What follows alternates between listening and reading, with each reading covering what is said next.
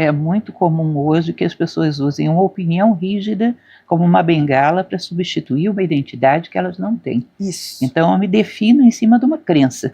Eu sou a pessoa que acredita nessa posição política, nessa posição religiosa, nessa posição científica, e se você ataca essa ideia, você está me atacando pessoalmente. Exatamente. Porque eu não tenho outra identidade, uma identidade é isso. E isso, falta de vida interior, falta de uma identidade mais profunda, faz com que você pegue esse tipo de bengala. E aí é uma identificação que é uma loucura. Se contar o congelamento, né? Porque a partir do momento que você acha que você tem a verdade, não busca mais nada. Paralisou. Você não tem busca. Você não tem evolução. Você imagina a transcendência. Você não faz o básico, né? Então, eu fico pensando, eu entendo que parte disso ocorre por conta dos algoritmos. Não tenho dúvida. Por quê? Porque ele quer saber o seguinte: eu sigo a Lúcia, então, teoricamente, eu só gosto de pessoas como a Lúcia. Aí ele só me dá conteúdo parecido com a Lúcia. E isso está tão dentro dos valores que outro dia alguém... Mas coisas assim, por exemplo, na última eleição, eu seguia todos os presidenciáveis. Eu queria ouvir. Isso é um direito e eu acho que é uma sensatez. Lúcia, a quantidade de gente que entrava falando: você segue fulano deixando de seguir agora. Mas assim, como se eu tivesse matado o cachorro da pessoa, entendeu? Eu gostava de você, agora eu não quero saber. Qual é o ponto que eu não entendi, assim? Aí, no início eu ainda falava: querido, olha só, eu me reservo o direito de seguir todos os candidatos, porque eu estou avaliando. Isso não, ou você é um lado ou você é outro, decida-se. Incomodada com a minha possibilidade de escolha. Você só tem duas opções, existe inclusive a falácia que é do terceiro excluído, né? Ame-me ou deixe-me.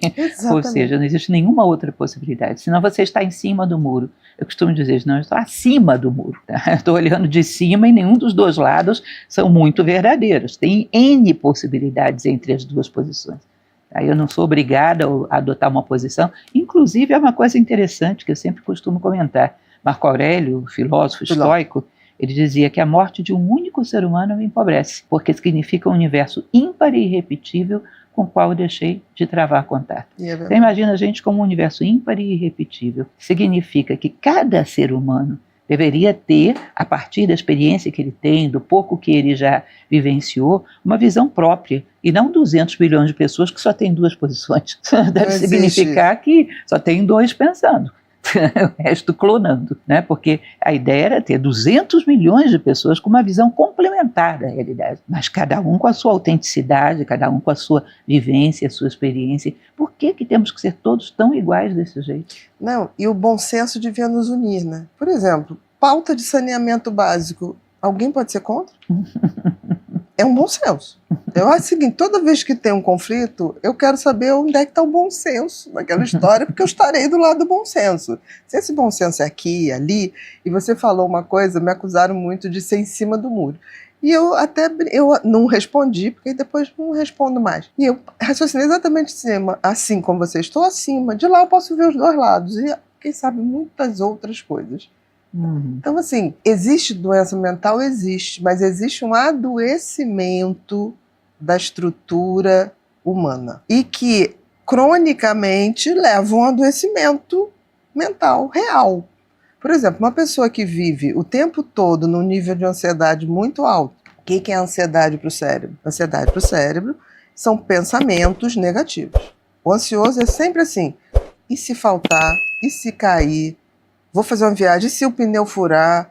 Ele nunca fala assim: e se chegar lá eu for muito feliz? E se chegar lá eu conhecer gente muito bacana? O ansioso não tem isso. É sempre o negativo, porque a ansiedade está ligada ao nosso sistema de sobrevivência mais primitivo do cérebro. E qual o sistema de sobrevivência? Que é a estrutura ali central, mais antiga do cérebro. É sobrevivência, eu tenho que ter medo. Porque quando a gente era ser humano lá no iniciozinho, nós éramos animais o quê, Lúcia? Animais muito sem pelo, sem musculatura, sem velocidade. Bota o leopardo lá da gente. Não tem.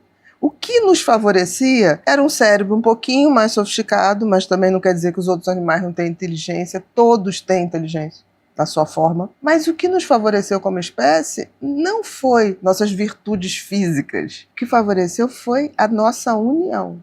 quando a gente começou em grupo, aí vamos caçar em grupo porque temos mais chance. Vamos nos reunir mulheres em tribo para proteger as crianças. Então, assim, o que nos trouxe até aqui foi o medo, ok, mas foi o espírito de cooperação. O que está nos destruindo continuamos com muito medo. Os medos mudaram, né? A gente não tem mais medo do animal, tem medo do assalto, tem medo da falta de lógica das pessoas. Mas nós, hoje, quando as pessoas falam assim para mim, o mundo vai acabar em fogo, eu falei, querida, não vai nem fogo, nem água. Nós estamos num projeto de destruição do mundo muito bem equilibrado, não precisa se preocupar.